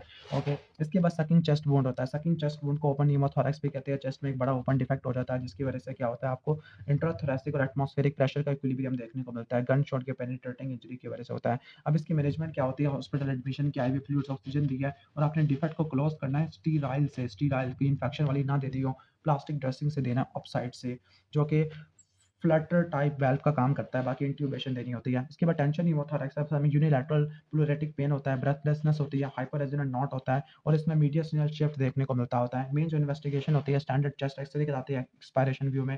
ट्रीटमेंट क्या होता है, इमरजेंसी के अंदर आप थ्रैकोसेंटेसिस करती है, नीडल डिकम्प्रेशन करते हैं, white board needle second intercostal space mid clavicular line में, जो मेन डेफिनेटिव होता है इंट्राथोरैसिक चेस्ट पेन डालती है, fifth intercostal space in the mid axillary line. Okay, triangle of safety कहाँ पड़ा होता है, interior to the mid axillary line है, पेक्ट मेजर के लैटरल पड़ा होता है और निपल से अबव पड़ा होता है। टेंशन न्यूमोथोरैक्स में जो मौत होती है वो ऑब्स्ट्रक्टिव शॉक की वजह से होती है।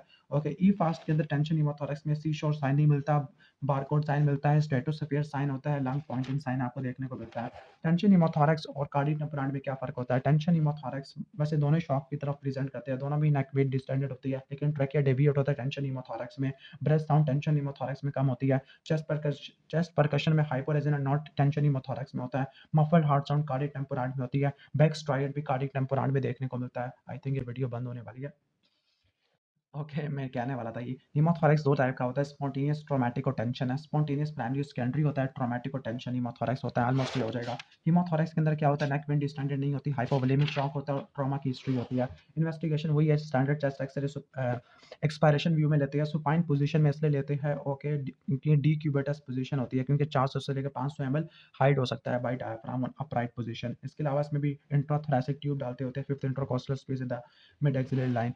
तो ये कब डालते होते हैं, जब चेस्ट ट्यूब के अंदर 500 ml का थ्रैकोटमी कब करते थे, 1500 ml का ब्लड आ रहा है या 200 से लेकर 300 ml का आ रहा है या क्लॉटेड हीमोथोरैक्स है, उससे ठीक नहीं हो रहा।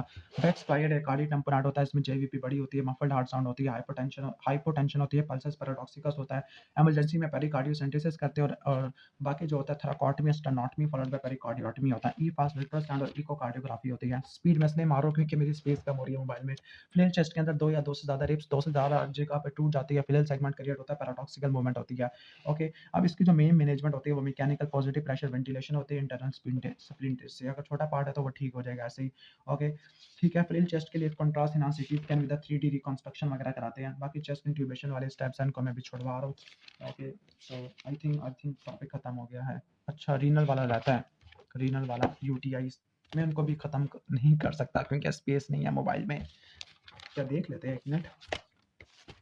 यूटीआई वाला टॉपिक है, रीनल ट्यूमर है, कैंसर ब्लैडर का है।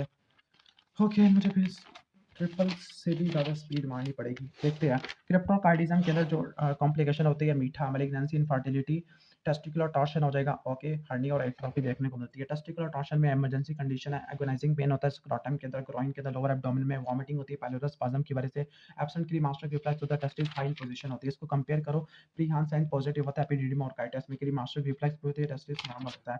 ओके, और 3 कंडीशन है जो कि पेन करवाती है, 4 कंडीशन होती है, mnemonic acid, strangulated inguinal hernia, okay, E से आ जाएगा, ओके, एपिडाइडिमोर्काइटिस, ए से अपेंडिज और टी से टेस्टिकुलर टॉर्शन है। जो मेन इन्वेस्टिगेशन चॉइस होती है, डॉपलर स्टडी स्क्रोटम के कराते होते हैं, ओके, बाकी आप क्या करते हैं, ऑर्किडोपेक्सी वगैरह करते होते हैं, ओके, रिपेयर कर देते हैं, ऑर्किडेक्टमी वगैरह कर देते हैं। ओके, डॉपलर स्टडी मेन होती है स्क्रोटम की, और इसका जो होता है इसमें आप डॉक्सीसाइक्लिन होती है, स्क्रोटल सपोर्ट वगैरह देते हैं। वेरिकोसिल में बैक और वार्म अपीयरेंस देखने को मिलती है, ओके, तो ये लेफ्ट साइड में ज़्यादा होती है। बाकी इन्वेस्टिगेशन चॉइस कलर डॉपलर होती है और ट्रीटमेंट में माइक्रोस्कोपिक सर्विंग वाइनल लाइगेशन आ जाती है। जो हाइड्रोसील होता है, हाइड्रोसील में ट्रांसल्यूमेशन टेस्ट पॉजिटिव होता है, पेलस इंग्वानोस्क्रोटल स्वेलिंग होती है। 2 तरह का होता है, कंजेनिटल एक्वायर्ड, एक्वायर्ड में प्राइमरी सेकेंडरी होता है। प्राइमरी में वजाइनल हाइड्रोसील, इन्फेंटाइल होती है, इंसिस्टेड और हाइड्रोसील ऑफ कॉर्ड फिनिकुलर होती है। ट्रीटमेंट हर्नियोटमी होता है कंजेनिटल हाइड्रोसील में। अगर एक्वायर्ड हाइड्रोसील है तो अगर छोटी है तो लॉर्ड प्लाइकेशन है, एलपीएस से रट्टा मारना, पार्शियल वैसे एलजीएस से रट्टा मार सकते हैं, लॉर्ड प्लाइकेशन, जैबलू और सब टोटल एक्सीजन है। टेस्टिकुलर ट्यूमर को 2 में डिवाइड करते हैं, जर्म सेल और सेक्स कोड है। जर्म सेल में सेमिनोमेटस, नॉन सेमिनोमेटस और टेरेटोमा आ जाएगा। मैनेजमेंट में क्या होता है, सेमिनोमा के लिए आप क्या करते हैं, हाई इंग्वाइनल ऑर्किडेक्टमी करते हैं, पोस्ट सर्जिकल में स्टेज 1 में रेडियोथेरेपी, सिस्प्लाटिन और स्टेज 2, 3, 4 में कीमोथेरेपी करते हैं, बीईपी, बुलियोमाइसिन, एटिपोसाइड और प्लेटिनम एनालॉग्स आ जाती है। ओके, जिस स्पीड से कर रहा हूँ मुझे लगता है मैं ज़ुल्म कर रहा हूँ वीडियो के साथ भी।